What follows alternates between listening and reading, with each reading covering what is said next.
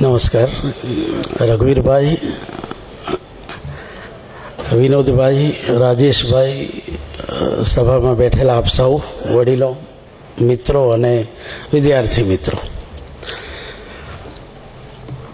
જ્યારે વાત કરવાની આવે રઘુવીરભાઈ વિશે ત્યારે મને જેમ 55 વર્ષ પહેલાં શિરીષભાઈ પહોંચી ગયેલા એમ હું 20 વર્ષ પહેલાં જતો રહું છું. અને બાજુની બે કેબિન, જેમાં એકમાં સુમનભાઈ બેસતા અને બાજુમાં રઘુવીરભાઈ, એમનું તો શું ચાલતું એ ખબર નથી અને ત્યારે તો ના જ હોય સ્વાભાવિક છે. એ બંનેને સાથે ચા પીતા જોયા છે સ્ટાફ ક્લબમાં. પણ અમારે એટલે નિયાઝ એમનો વિદ્યાર્થી ને હું સુમન શાહનો વિદ્યાર્થી. હોસ્ટેલમાં અમારે બહુ ચાલતું, એ આજે કહું છું. શું ચાલતું તો એ સમયે રિક્ત રાગ ભણીએ, ફેરો ભણીએ. આધુનિક ગુજરાતી સાહિત્ય એ અમારો મુખ્ય વિષય અને એમાં મને રસ પડે. રઘુવીરભાઈની જે વાર્તાઓ વાંચીએ ત્યારે રઘુવીરભાઈને કહેવાની તો ત્યારે હિંમત નહોતી, પણ નિયાઝને બધું સંભળાવીએ. પ્લેટોથી શરૂ કરીએ, રૂપાંતરણની પ્રક્રિયાની વાત કરીએ ને એમ કરતાં પણ વર્ષો જેમ વીતતા ગયા અને ભણાવતા ગયા એમ ખબર પડતી ગઈ કે સરળતામાં એક સૌંદર્ય હોય છે. કશોય વક્રોક્તિનો એવો જ અર્થ નથી કે બધું બંકિમ રીતે જ કહેવું, પ્રયુક્તિઓથી જ કહેવું. એ સમજતા થોડો સમય લાગ્યો,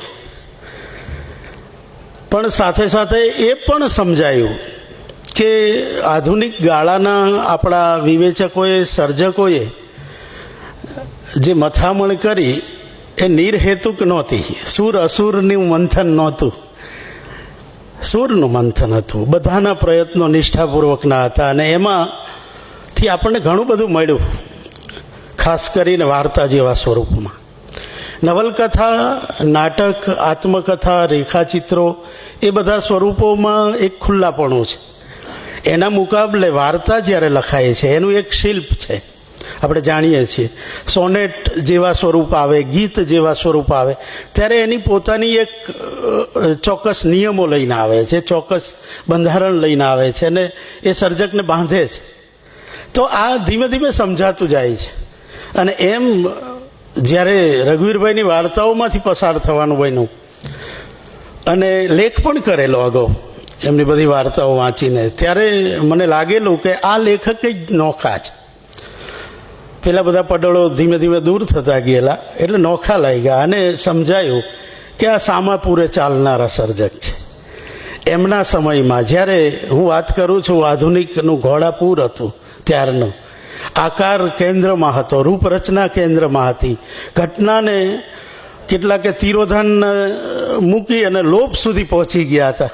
એવા જ્યારે પ્રયોગ કરતા હતા અને કોઈ પણ વાતને કહેવા માટે પ્રયુક્તિઓનો આશ્રય લેવો, જેની આજે સરસ મજાની વાત કરી શિરીષભાઈએ કે સહજ જે છે એને સહજ રીતે મૂકી શકાય, એમ જરૂરી નથી કે પ્રયત્ન કરીને મુકાય. આ વાત સુધી પહોંચતા સમય લાગ્યો છે, પણ એનાથી મને એક જુદી દિશા પણ મળી. એ છે વિચિત્ર માર્ગની, સુકુમાર માર્ગની. કે આપણે ત્યાં કાલિદાસની એક પરંપરા છે, નરસિંહની એક પરંપરા છે અને એના સમાંતરે ભવભૂતિ પણ છે, બાણ પણ છે, જે થોડા કષ્ટ સાધ્ય છે. તો આવા વર્ગોમાં આપણું સાહિત્ય વહેતું આવે છે અને દરેક સર્જક એમાં કંઈક જુદું ઉમેરણ કરતો રહે છે, પોતાની સમજ પ્રમાણે, ફેશન પ્રમાણે. ક્યારેક પરિબળોથી દોરવાય, ક્યારેક પરિબળોને દોરે, એવું પણ બને. તો રઘુવીરભાઈની વાર્તાઓને મેં જ્યારે જોઈ, 66થી શરૂ કરી અને છેલ્લો વાર્તા સંગ્રહ 18માં પ્રગટ થાય છે, રણદ્વીપ. ત્યાં સુધીની વાર્તાઓમાં રઘુવીરભાઈ ઘણા બધા બદલાયા છે. શરૂઆતમાં મારા તો આમ તો મારી બીજ ભૂમિકા તો બાંધી જ આપી શિરીષભાઈએ, બીજી વાત ઓછી કરી, ટૂંકી વાર્તાને લઈને એમણે વાત કરેલી. તો એ મુજબ શરૂઆતમાં રઘુવીરભાઈ પણ આસપાસના પરિવેશથી બહુ જ પ્રેરાયા છે. એમની વાર્તાઓની અંદર એમણે આકાર તરફ ધ્યાન આપ્યું છે. હા, એ જુદા ચોક્કસ પડ્યા છે કે એમની રજૂઆત નથી તો ઘનશ્યામ દેસાઈ જેવી, નથી તો એ કિશોર જાદવ જેવી, નથી એ સુરેશભાઈ જેવી, અને નથી ચંદ્રકાંત બક્ષી જેવી, જે કહે છે કે હું ઘટના વિના તો ડગલું ના ચાલું. આ બધાથી જુદી ભૂમિકાએ વાત કરે છે રઘુવીરભાઈ.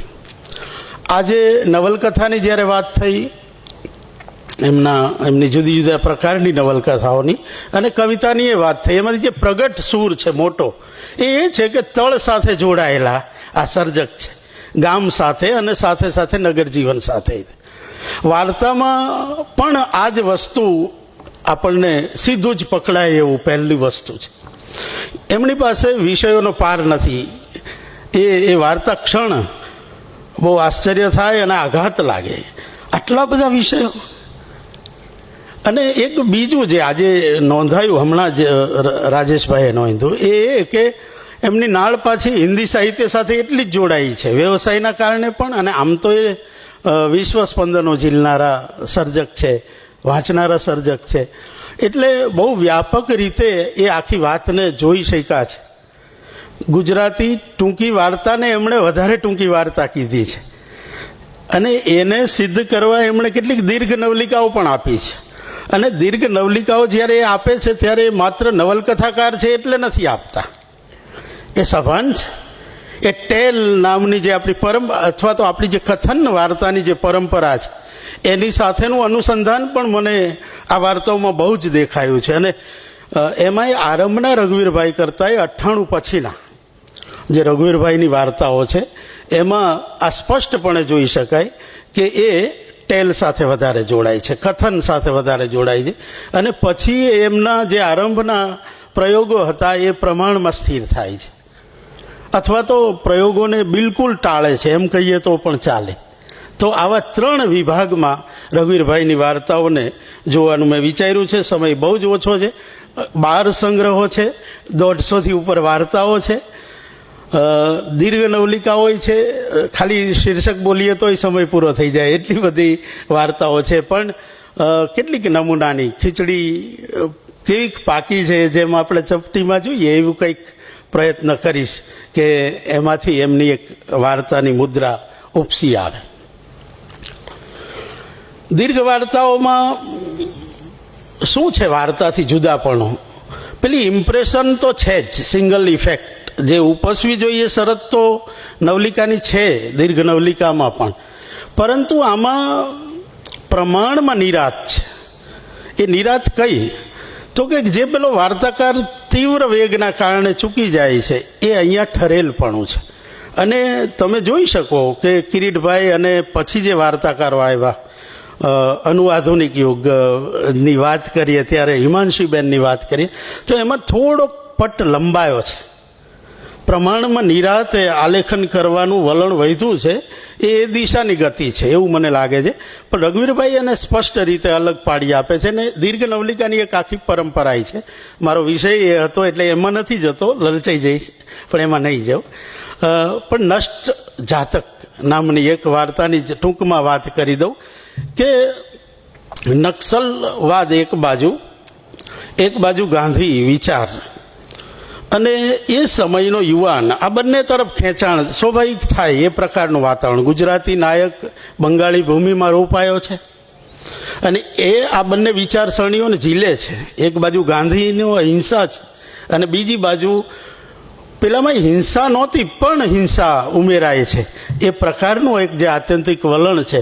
અને એ ત્રણેક પાત્રો વચ્ચે જે રીતે આ લખાયું છે, અને એમાં જે વન લાઇનર, એ મારે કહેવાનો મુદ્દો એમાં શિવેને અગાઉ કહી દીધો, પણ એમાં અદ્ભુત રીતે મળે છે. નષ્ટ જાતક એ શબ્દનો અર્થ કેટલી સરસ રીતે એમણે એક વાક્યમાં કીધો કે જેની જન્મ કુંડળી એટલે કે સમય અને સ્થળ ખોવાઈ ગયા છે, એનું ભવિષ્ય કથન કઈ રીતે કરવું જ્યોતિષ મુજબ આજે શિરીષભાઈ ઉલ્લેખ કરેલો. જેનું જન્મસ્થળ નક્કી નથી, સમય નક્કી નથી, એનું ભવિષ્ય કથન કરવું શક્ય નથી. અને એક એની સાથે એક નાનકડો ટુકડો છે વાક્યનો, ઉત્તરાર્ધ જે છે એમાં એટલું કે ભારતનું આવું જ છે ને, ભારતના યુવાનોનું આવું જ છે ને, કે જેનું ભવિષ્ય કહેવું સહેલું નથી. અને પછી એ વાર્તામાં જે રીતે સિદ્ધ થાય છે, તો આમ પ્રમાણમાં નિરાતું અને છતાંય એક ઇમ્પ્રેશન ઉપસાવતું એમાં જે આલેખન છે એ ગજબનું છે. જે પ્રયોગશીલ વાર્તાઓ છે ઘણી બધી છે, એમણે ઘણી બધી રીતના પ્રયોગો કર્યા છે. પત્રની પદ્ધતિથી શરૂ કરી અને એ સમયે આધુનિક ગાળામાં તમે જે 50નું કાવ્ય એમણે વાંચ્યું, એની અંદર જે ઈશ્વર આવે છે એ અહીંયા જુદા જુદા રૂપે આવે છે. અને એ સમયનો આપણે આધુનિક કવિઓનો એ બહુ જ મનગમતો વિષય રહ્યો છે ઈશ્વર તો, કારણ કે એમાં ક્યાંક નિશ્ચય પડેલા છે કે અશ્રદ્ધા પડેલી છે. અને એની સામે રઘુવીરભાઈ જુદી રીતે મૂકે છે વાતને, આપણા દ્રષ્ટિકોણથી મૂકે છે. તો એ વાર્તાઓમાં આધુનિકતા જે રીતે એ ઝીલે છે અને જે સમજ સાથે ઝીલે છે એ તમે બહુ જ જાણીતી, જેની બહુ જ ચર્ચા થઈ, એ પોટકું વાર્તા. તમને એમાંનું એક શબ્દ નહીં ખસેડી ના શકાય. અને જે રીતે એ ડોશીમાં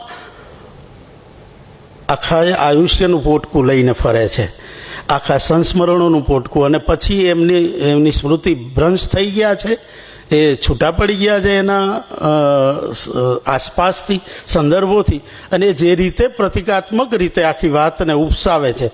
એટલે રઘુવીરભાઈ બસ એટલું જ મૂંગી મૂંગી રીતે કહે છે કે મને આ વાર્તા લખતા આવડે છે. એમ મારે જે કહેવું છે એ છે કે એ સમય આ મોટો દાખલો આપે છે. ને બીજું, એવી જ વાર્તા એટલે ક્ષિતિજભણી. પ્રમાણમાં ઓછી ચર્ચા થઈ છે, પણ તમે એ વાર્તા વાંચો તો ખ્યાલ આવે કે એક ગામની અંદર બહારથી આવતો વૃદ્ધ,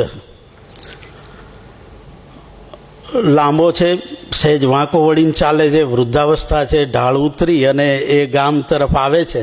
અને ગામની બહાર વોંકળામાં રમતા બાળકોની સાથે એની ભળવાની જે લાલસા છે, અને બેસે પણ છે, નાસ્તો કાઢે અને બધાને જોડે.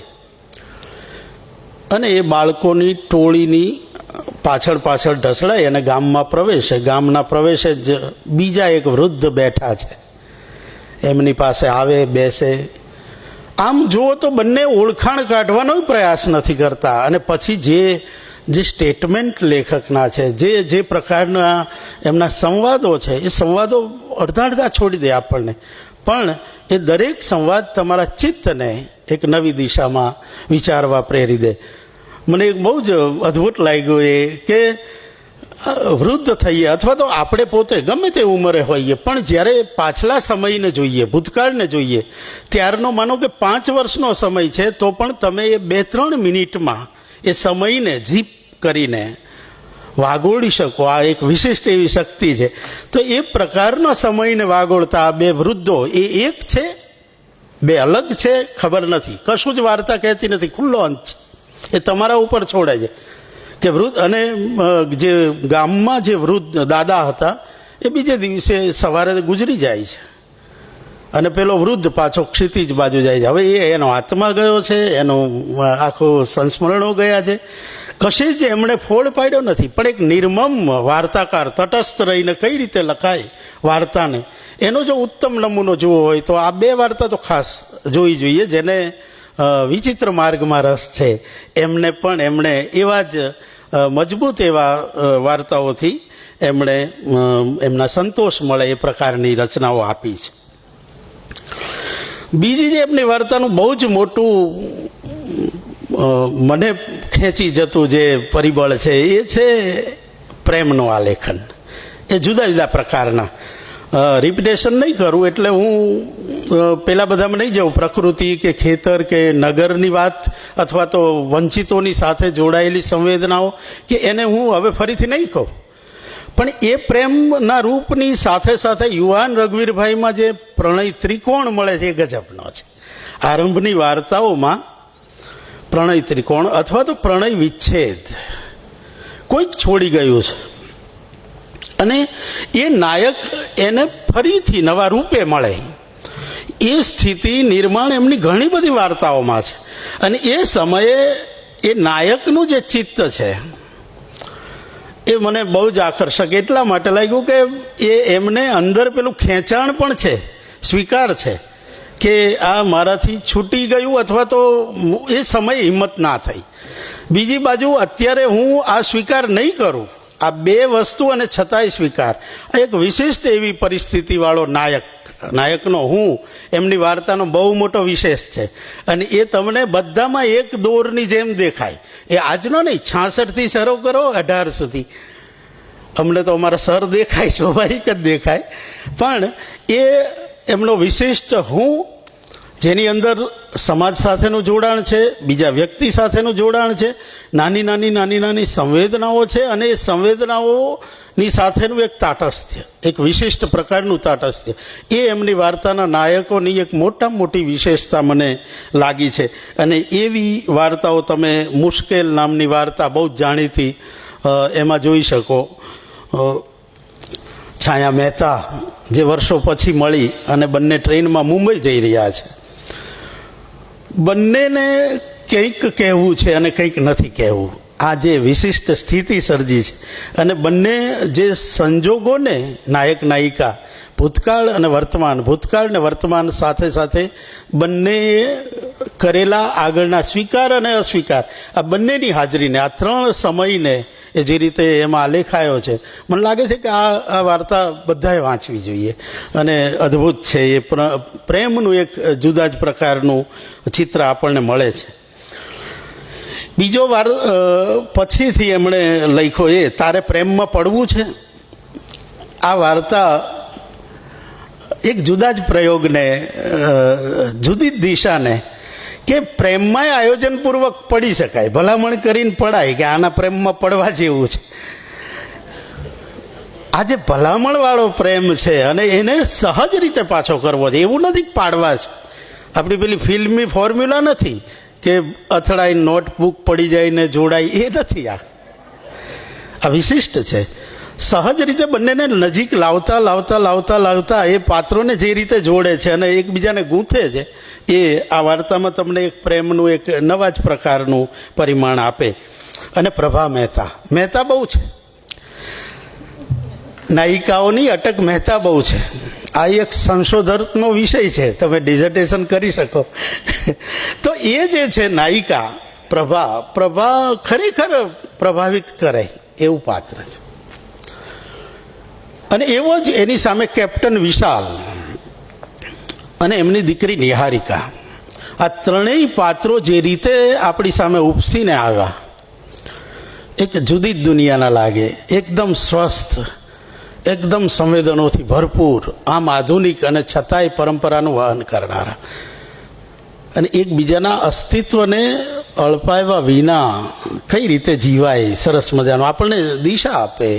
તો પ્રેમનું એક આ રૂપ રઘુવીરભાઈમાં વિશિષ્ટ રીતે ઉપસી આવે છે.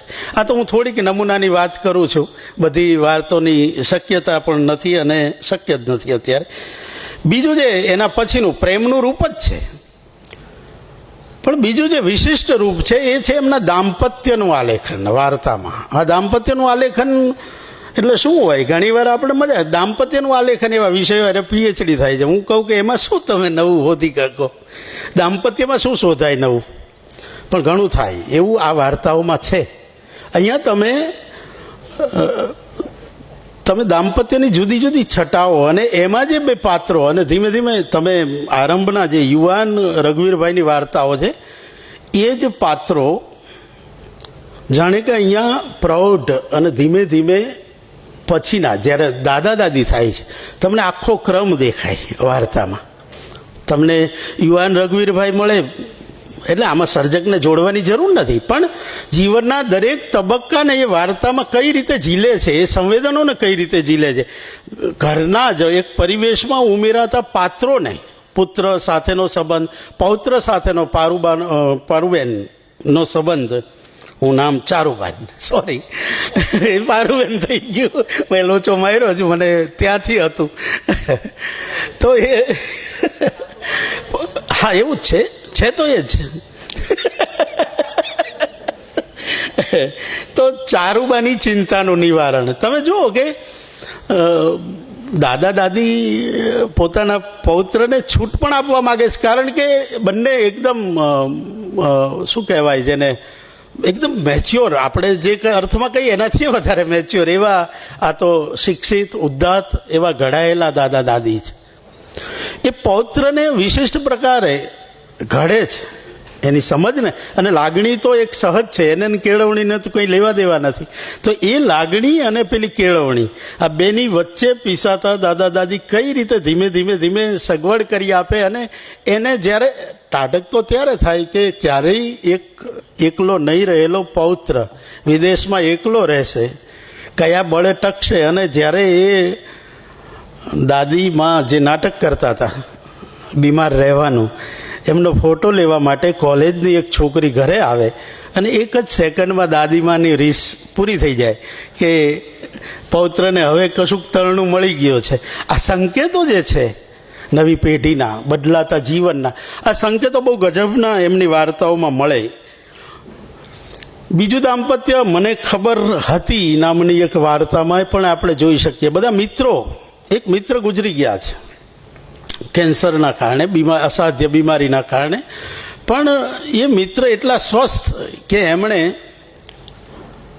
અગાઉથી વિચાર્યું કે મારી પત્ની અને બાળકો બહુ નાના છે, પત્ની યુવાન છે અને એને હજી દુનિયાદારીની કશી ગતાગમ નથી, તો એ ઘડાશે કઈ રીતે? કારણ કે પછી તો એકલા રહેવાનું છે.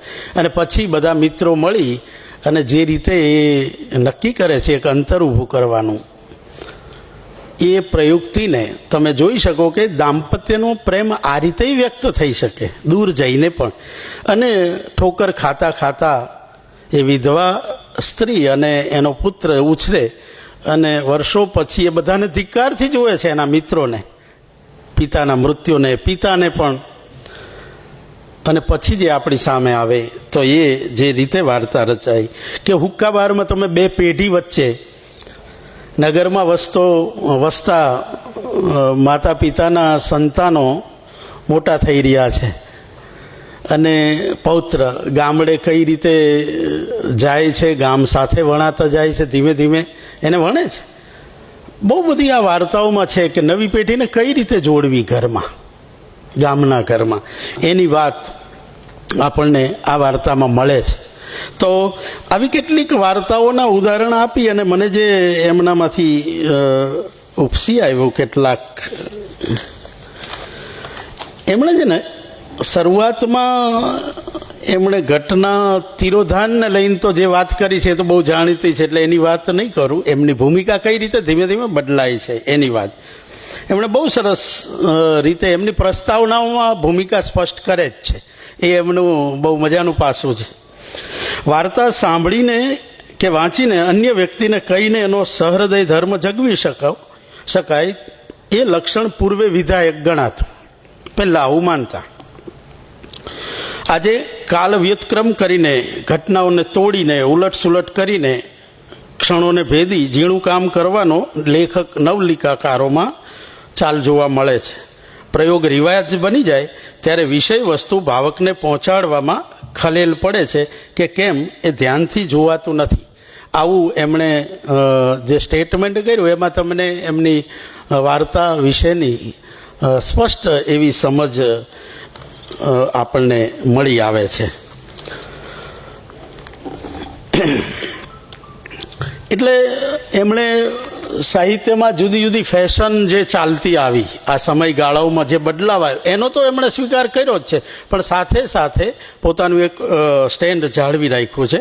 તળ સાથે જોડાઈ રહેવાની એમની જીદ આરંભથી છેલ્લા સંગ્રહ સુધી બરકરાર રહે છે. એ મંગલનો સ્વીકાર કરે, આ એમનો મોટો વિશેષ છે. એમની શ્રદ્ધા ડગતી નથી. પહેલેથી જ તમને એ શેર દેખાય. એ કોઈ પણ એમણે જ્યારે આધુનિક ગણાય એ પ્રકારની વાર્તાઓ લખી એમાં પણ એમની ભૂમિકા સ્પષ્ટ છે. એ મંગલ તરફની દિશા હોય, નહીતર આધુનિકતાનું એક લક્ષણ નકાર જ છે. અસ્વીકાર અથવા તો નકાર અથવા તો જે પરંપરાગત છે એનો તો બિલકુલ પરિહાર કરવો એ એનું એક લક્ષણ છે. પણ એમણે એ ક્યારેય કર્યું નથી અને એ રીતે એ સામાપુરે ચાલે છે. નવલકથાકારનું પ્રભુત્વ આપણને દેખાય છે, એ સાથે સાથે સ્વીકારવું પડે. ટૂંકી વાર્તા કરતાં દીર્ઘ નવલિકા અને છેલ્લે છેલ્લે બદલાયેલા મિજાજ પ્રમાણે એ દ્રશ્ય શ્રાવ્ય માધ્યમોને પણ અનુકૂળ નીવડે એવી નવલિકાઓ કે વાર્તાઓ એ આલેખતા થયા છે. ભાગ્યે જ એમની વાર્તાઓમાંથી આરંભની રચનાઓમાં પોતાના એટલે કે વાર્તાકારના વ્યક્તિત્વને ચાતરીને આલેખતા હોય એવી રચનાઓ એમના પાસેથી મળી છે. એક આ કોમન છે, એટલે એનો મતલબ બીજા શબ્દોમાં કહું તો એવો થાય કે વાર્તાકાર હાજર છે. એમની વાર્તામાં વાર્તાકાર બહુ દૂર જતો નથી. હવે અપવાદરૂપ મેં આગળની થોડીક વાર્તાઓ કીધી એમાં જરૂર છે, બાકી એ હું રૂપે કાં તો સીધો આવે છે કાં પરોક્ષ રૂપે સર્વજ્ઞ રૂપે જ્યારે એ વાત કરે છે ત્યારે રઘુવીરભાઈ એમની વાર્તામાં હાજર હોય છે. આને મર્યાદા ગણો તો મર્યાદા અને વિશેષ ગણો તો વિશેષ છે. એમને મને જે આશ્ચર્ય અને આનંદ એ થાય છે કે હું વાર્તા માટે મથીને મરી જઉં તોય મને વાર્તા ક્ષણ નથી મળતી. એમને વાર્તા ક્ષણ સાવ સહજ છે. એ ગમે ત્યાંથી શરૂ કરી શકે છે, કોઈ પણ વિષય ઉપર લખી શકે છે. અને કેટલા બધા વિષય છે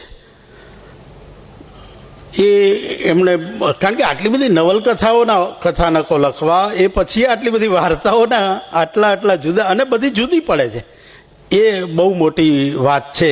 જો કે બધી જ વાર્તાઓ નથી એવું હું આગળના સ્ટેટમેન્ટ જે કરી ગયો એનાથી આપ સમજી ગયા હશો કે મને એવું પણ લાગ્યું છે કે ઘણીવાર ઘટના જ રહી છે, એ રૂપાંતરિત નથી થઈ. એટલે વાર્તા પૂરી થવાની સાથે જે પેલી શરત છે એ શરતને હું નથી કહેતો કે પૂરી થાય એટલે વાર્તા મગજમાં શરૂ થવી જોઈએ. એ શરતને બાજુએ રાખીને પણ કહું તો એ ઘટના બહુ જ આનંદ આપે, કારણ કે એમની પાસે વાર્તા ખીલવાની પૂરી તાકાત છે. એ બહુ સારા સ્ટોરી ટેલર છે, એટલે એમાં કોઈ મુદ્દો જ નથી, તમને મજા જ કરાવે. પણ એ વાર્તા તમારા ચિત્ત ઉપર બધી જ અસર છોડે એવું નથી, અને સ્વાભાવિક છે એ થાય. 150 વાર્તાઓ જ્યાં લખાઈ હોય બહુ જ સહજ છે. એમણે મેં આગળ કીધું એમ દ્રશ્ય શ્રાવ્ય માધ્યમે નવલિકાની ક્ષમતાને ચીંધી આપી છે અને નવલેખકોને એ તરફ આહવાન પણ આપ્યું છે. એમણે કીધું છે, નવી પેઢીના વાર્તાકાર મિત્રોને હું અચૂક કહું છું, ઘટના વિના ચાલશે ત્યાં પણ પાત્ર વિના તો નહીં જ ચાલે. અને અર્થ સમર્પક ઘટનાઓ મળે તો એથી રૂડું શું? દુર્બોધતા એ ઉત્તમ સાહિત્યનું લક્ષણ નથી કે લોકપ્રિયતા અને ઉત્તમતા એ પરસ્પર વિરોધી વસ્તુઓ નથી. એમણે બહુ સ્પષ્ટપણે આ ભૂમિકાએ પોતાની વાર્તાઓ લખી છે. આટલું કીધા પછી એમ ચોક્કસ થાય કે આ વાર્તાઓ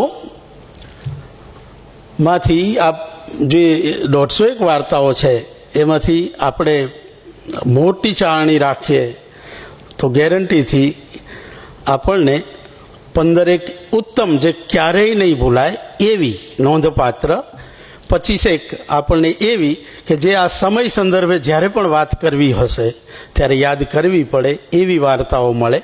અને બીજી જ્યારે પણ વંચાશે ત્યારે એને તત્કાળ તો આનંદ આપશે જ એ પ્રકારની વાર્તાઓ મળે.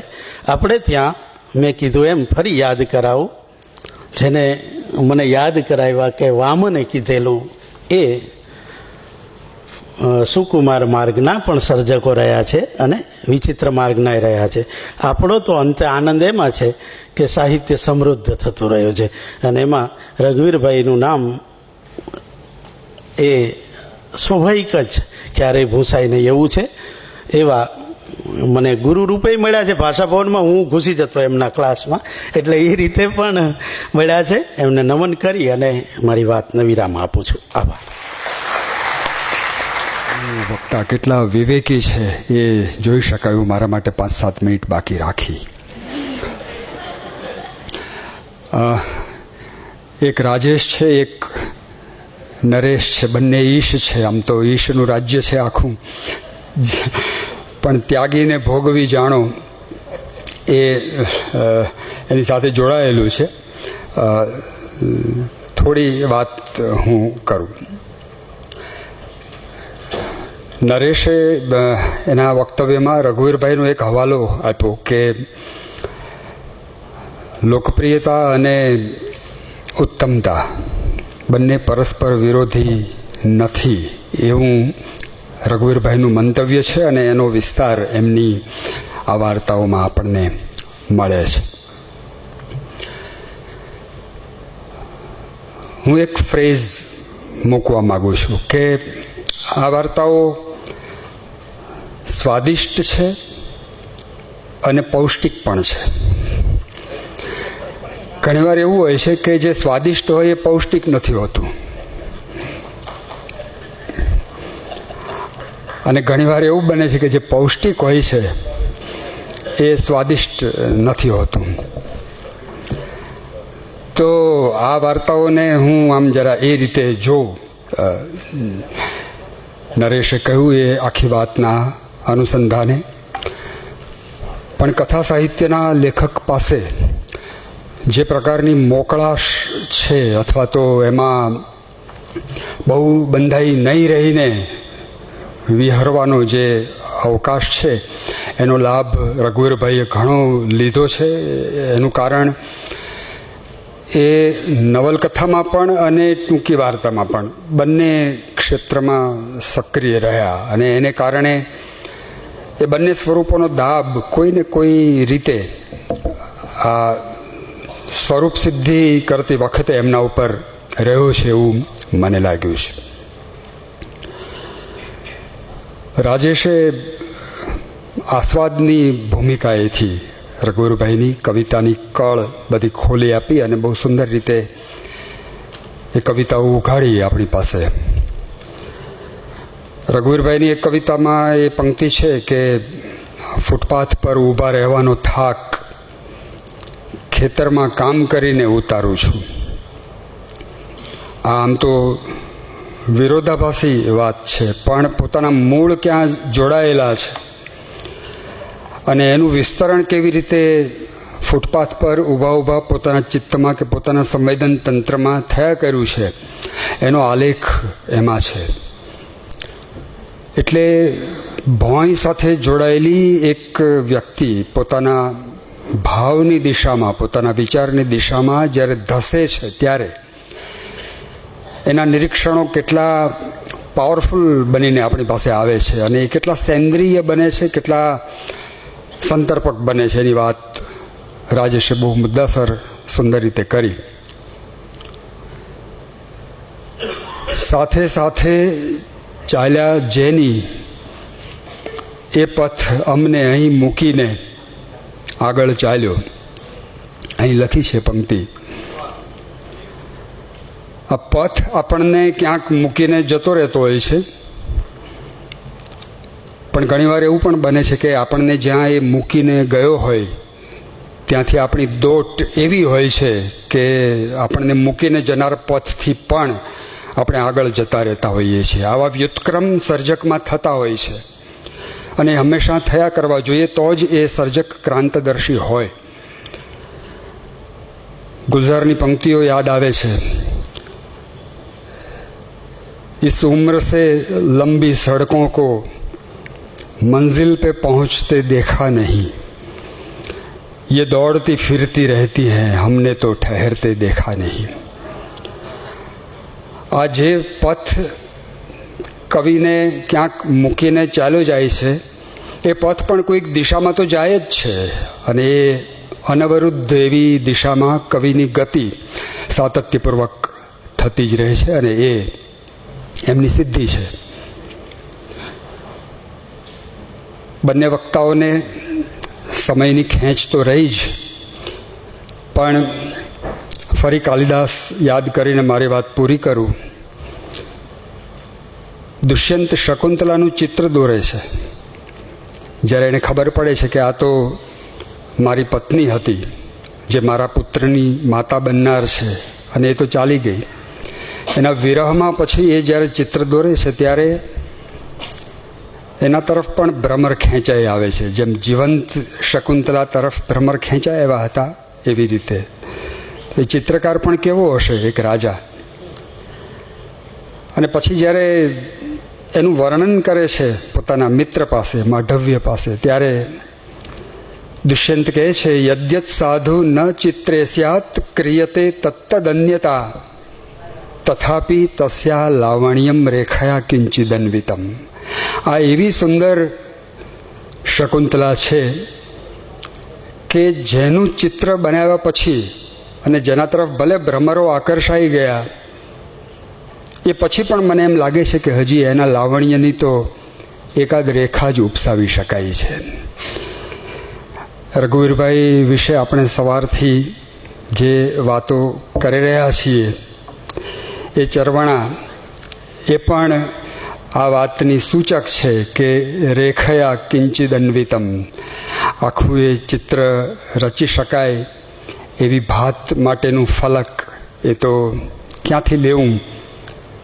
જે 1.25 કલાકનો સમય મળ્યો એમાં એમની કવિતાને, એમની વાર્તાને કિંચિત સ્પર્શવાનો જ આ એક મોકો મળ્યો અને એમાં જે થાય તે આ બંને મિત્રોએ કર્યું. એમનો આભાર માનું છું.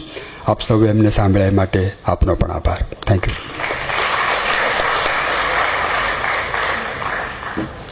અધ્યક્ષ શ્રી વિનોદભાઈ જોશી સાહેબે આપણને સાહિત્ય કૃતિનું ભાવન અને અધ્યયન કૃતિમાંથી કેવી રીતે કરી શકાય તેની વાત કરી. આ બેઠકના બંને વક્તા શ્રી રાજેશ પંડ્યા સાહેબ, શ્રી નરેશ શુક્લ સાહેબે રઘુવીર ચૌધરીની કવિતા અને વાર્તા વિશે સુંદર જુદા જુદા દ્રષ્ટાંતો ટાંકી એક નવી દિશા ચીંધી આપી, વાંચનની રીતો જણાવી અને રઘુવીર ચૌધરીના જુદા જુદા પાસાઓ વર્ણવ્યા. એમાં કોઈ શંકા નથી. બેઠકના અધ્યક્ષશ્રી અને વક્તાશ્રીઓ બંને અને અન્ય કોલેજમાંથી આવેલા અધ્યાપકો, મહેમાનો, વિદ્યાર્થીઓ, મીડિયામાંથી આવેલા ભાઈઓ, અહીં ઉપસ્થિત સર્વેનો હું આભાર માની વિરમું છું. આજની બેઠક અહીં આપણે પૂર્ણ કરીએ છીએ.